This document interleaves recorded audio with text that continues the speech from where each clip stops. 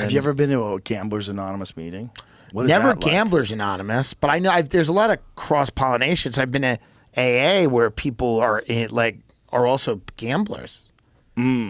And multiple addictions. And so are they proclaiming their sobriety off of gambling and yeah, stuff, and booze they were people that were just drinking to fucking all the pain of having that addiction as well. There's a lot of guys who got into comedy from AA in Boston. They're really funny guys too. Yeah, because they would go on stage and tell these stories about being shit faced and the crazy things that happened. And some of them were really funny. Of course. And so, quite a few of those guys wound up doing stand up from learning how to do stand up in AA meetings. Yeah, for sure. Because they would just tell these stories. Well, I remember one time takes away your inhibitions, right? Yeah. So you if you've been a drunk and someone who's lived, that life, when you get into comedy, you can kind of go out there and just go, yeah, and then put it all on the table and go, I'm a fuck up. And almost all of them smoke cigarettes and drink coffee.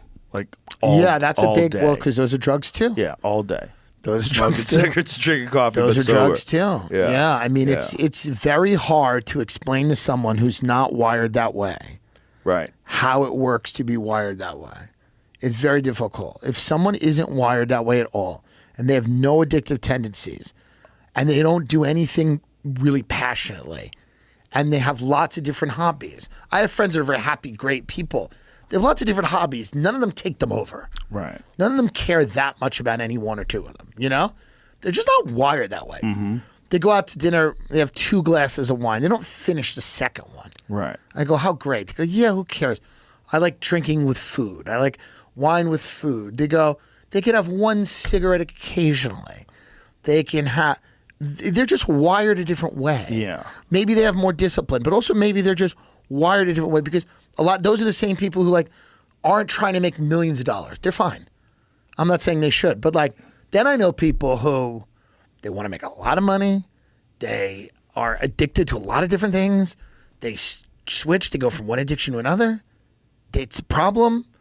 It's very hard staying faithful to the wife or whatever. There's a lot of people that deal with a lot of things. And people just wire differently. Mm-hmm. And you can wire yourself in a positive way and use those addictive tendencies in a positive way too. For sure. I've seen people that literally can't drink.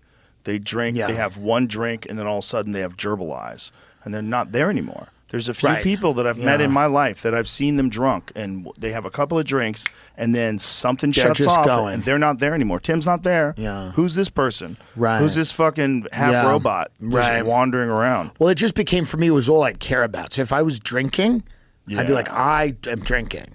Right. Drinking is the thing that I want to do. Yeah. Partying and drinking. So everything else in your life that you're supposed to care about disappears.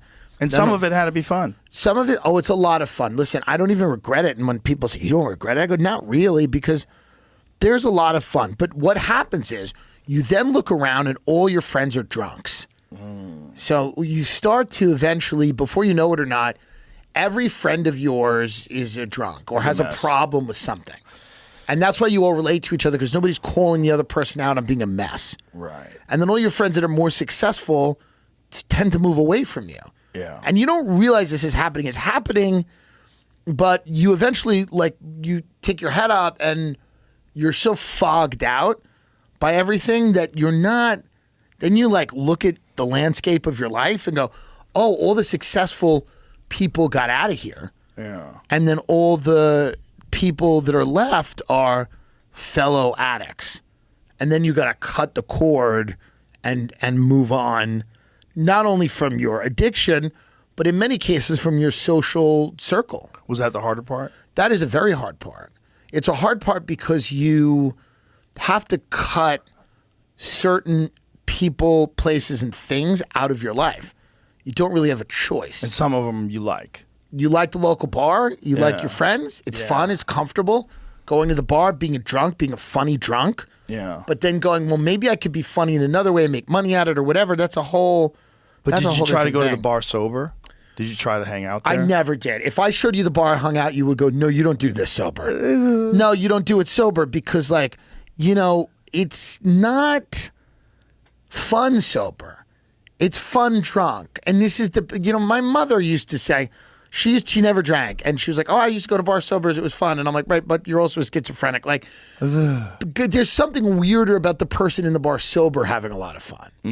That's weirder. That is weird. The person who's like, I'm sober, and they're drinking Diet Coke or water, they're more of a freak. Just don't go. You don't have to go. There's other things. This is part of our life where it's like, no, you can still do it. You can still go to the bar. You can still have all your friends and sober up. You can't. They're not interesting when you're not drunk. The bar's disgusting. It smells like shit. It's not cool. If you're drunk, there's nothing better than hanging out. Like I had this bar called Lisa's Lounge. The owner named it after his daughter who was killed in a drunk driving accident. Fact. And her face was on the wall of the bar, and people would toast her and go, Lisa, and then drink. It was crazy. But it was fun, and it made sense when you were drunk. Oh, this girl died in a car accident with a drunk driver, and there's a bar named after her, and we're all here doing shots, toasting this dead person on a wall. This makes a lot of sense. This is fun. Then you sober up and go, motherfucker, what? Like, none of it makes sense anymore. Right. How many people left that bar drunk driving? Tons. All? A lot. So it's like, when you were hanging out in these places, when you're a real alcoholic, you're not going, it's not trendy, fun, cool, hip bars. It starts there, but it ends just proximity, right? So if you're around a fucking bar, you're going to go to that bar. And that was a bar up the block from my house. I could walk to it. You remember Barfly? Yeah. That's like the most rosy depiction of bar culture. Yeah, but it's the depiction that if you were drunk, it makes sense. A toast to all my friends. Yeah. Everyone is your friend at the bar. Everybody cares about you. The bartender used to lend me your car if I needed to go get cigarettes. I was hammered. She goes, take my car. I don't care. Because she was drunk. You know what I mean? She doesn't care. The brakes probably didn't work anyway. She doesn't care. I remember one guy, I was sitting on a stool next to one guy once. His wife brought his 14-year-old daughter in, and she's like, look at your father. He refuses to get off this bar. He's a piece of shit. Oh, my God. And they both laughed, and I was just sitting next to the guy, and it was kind of awkward. And he's like, he goes, she's a real bitch, man. And I'm like, oh, my God. I'm like, yeah, she seems pretty selfish. I'm like, you deserve a couple of, you come out, you have a couple of laughs with your friends.